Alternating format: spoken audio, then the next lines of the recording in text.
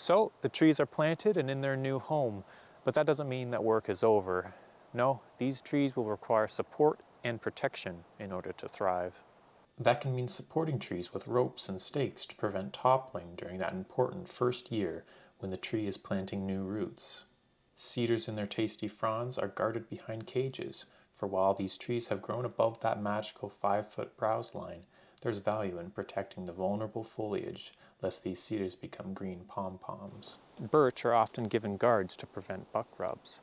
In fall, male white-tailed deer scrape their antlers against young trees to mark their scent and to rub the velvet off the antlers. This can seriously harm the tree and perhaps even kill it. Sometimes even whole plantations can be fenced off, totally relieving them from the threat of deer. So, the trees have been grown in the nursery, and now they've been planted. Maybe they've been given a stake or a fancy cage. Now, it's time to wait. There's an old phrase in the gardening world that perfectly describes the next few years for these trees.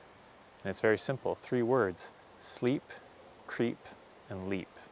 In that first year, the tree will sleep. It won't really seem like it's doing very much above ground, really only making miniature leaves.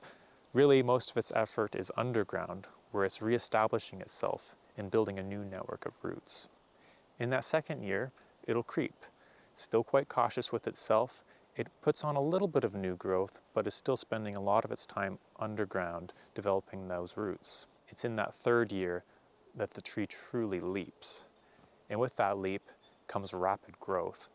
It's confident in itself and it's eager to grow new leaves, new foliage, while continuing to develop its network of roots. And then, well, that's really it. The work is done and now it's time to wait.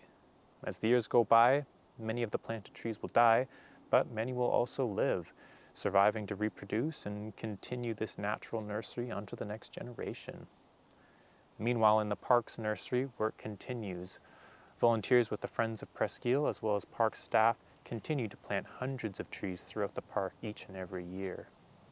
But talking about trees is one thing, seeing them in person is another. Why not visit the park and see the wild nursery for yourself? You can visit the Friends of Presqu'ile website for more information about the forest, as well as what makes this park special beyond them. Until then, be sure to take a walk through the woods and cheer on our leafy or needly friends. Thank you so much for coming along as we explore the park's nursery program. Take care.